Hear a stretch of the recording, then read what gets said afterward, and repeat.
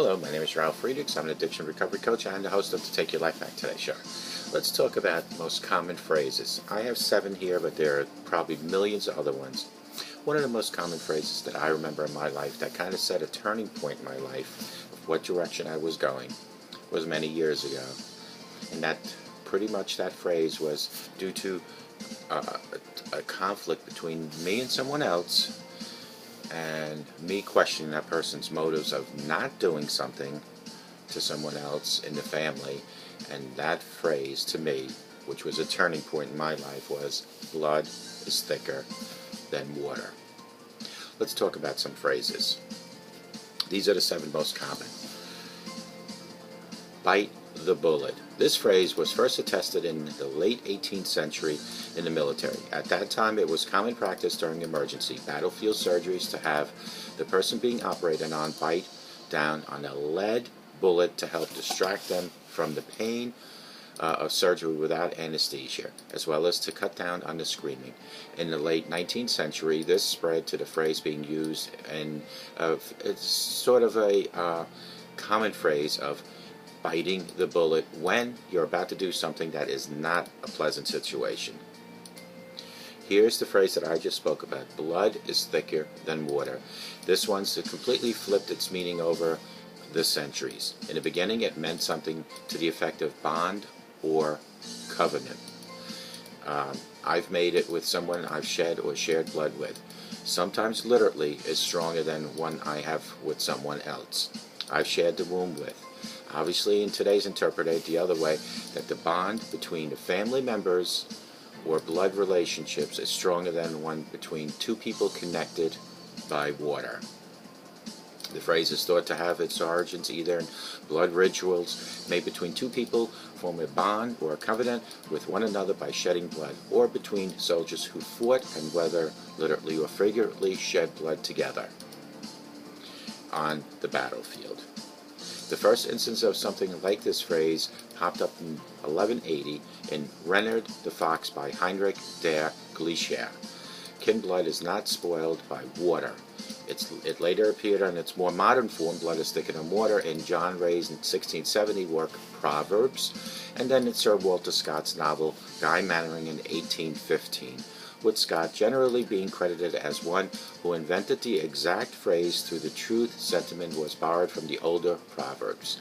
Blood is Thicker Than Water is thought to have been popularized by U.S. Navy Captain Joshua Tatnall in 1859. Tatnall decided to aid the British in a naval battle with the Chinese in 1859. His widely publicized explanation for why he aided the British in the battle included the Proverbs, blood is thicker than water. Okay, let's do this here for a minute. I'm kind of losing it here. Number 3, caught red-handed. We all have heard that phrase before, caught red-handed. What do you think that means? This expression has its origin in Scotland around the 15th century. Given the context, it was often used in the earliest reference. The phrase red hand or red-handed probably came about referring to people caught with blood on their hands.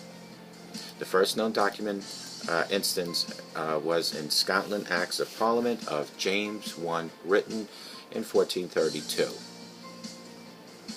That offender be taken red hand may be persuaded and put to the knowledge of Ain Ac before the Baron of landlord of the land or ground. The offender be his tenant unto quam de rang, and was caught red-handed hurting someone. It subsequently popped up numerous times in the various legal proceedings in Scotland afterwards, nearly always referring to someone caught in the act of committing some crime, such as apprehended, red hand, taken with red hand, etc. The first documented instance of the expression morphing came from red hand to red-handed was in the early 19th century, written by Sir Walter Scott. Was a book called, what was it called? Ivanhoe. I did put a tie on one fellow who was taken red-handed and in fact to the horns of a wild stag. Its use in Ivanhoe subsequently helped popularize it throughout the English-speaking world. And further morphed to the full caught red-handed phrase about a half a century after Ivanhoe was publicized or published, first appearing in Guy Livingstone, written by George Alfred Lawrence and published in 1857. My companion picked up an object, and we had just time to make out that it was a bell handle and a name plate when the pursuers came up, 6 or 7 peelers and specials with a truck of men and boys. We were collared on an instant. The fact of the property being found in our possession constituted a flagrance. We were caught red-handed. They were caught right there. Number 4, breaking the ice. This phrase literally means to break the ice. An icebreaker ships that would force path for other ships to follow. Around the late 17th century, this took a more modern meaning to forging a path, not through ice, but through an awkward silence or awkward social situation. Breaking the ice is breaking up social awkward situations and people talking. So when you hear that word, break the ice, that's what that means. Number 5 is eat humble pie.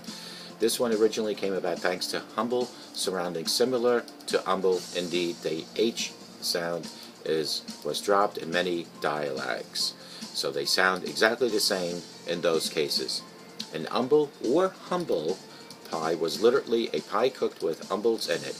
What are umbles, you might be asking? Not a common word anymore, but used to just mean the chopped or ground up innards of an animal. Ooh, like the heart, lungs, kidneys, intestines, and anything else that might be internally in an animal. Also associated with the innards of a deer. How did we then go from little humble pie to figurative humble pie? It's thought it was probably had to do with the fact that many who ate humble pie made of random innards of animals also mixed in, not unlike a hot dog, tended to be lower station or more humble position in life from a wealth and status standpoint. Thus, the connection from humble pie to humble pie. Let's think about that. They were eating the inner parts of animals ground together. That's pretty gross. Number 6, jaywalking. We all know what that is. It comes from the fact that jay used to be a generic term for someone who was an idiot, dull, rude, unsophisticated, poor, or simpleton. More precisely, it was once a common term for country bumpkins or hicks, usually seen incorrectly as inherently stupid by city folk. Thus, to jaywalk was to be stupid by crossing the street in an unsafe place, or some country person visiting the city who wasn't used to the rules on the road, or the pedestrian just didn't care about the signs. In many streets like Oxford Street, for instance, the jaywalker wanders complacently in the very middle of the road as it was a country lane he was walking on. The first documented use of the word jaywalking was in 1909 Chicago Tribune, where it stated, chauffeurs asserted with some bitterness that their joyriding would harm nobody if there were not so many jaywalkers. The last one is to show your true colors. Super important one because we all run into people like this. Ships would often carry flags from many different nations so that they could deceive nearby vessels into thinking they were allies. The rules of engagement, however, required that all ships hoist their true nation's colors before firing upon someone. Thus, it was common to hoist the enemy ship colors and hail them once near, show your true colors, and fire upon them. True colors. We've all had people like that in our life. Are you showing your true colors when you're talking about your addiction, your depression, your low self-esteem? True colors means that you're willing to show who you are to someone else exactly who you are. If you don't show your true colors, you're just hiding the fact of who you are. I am proud of who I am. Are you? Give me a call at 844-405-HELP, and let's, together, you and I, show our true colors and take our lives back today on this show. And may God bless you.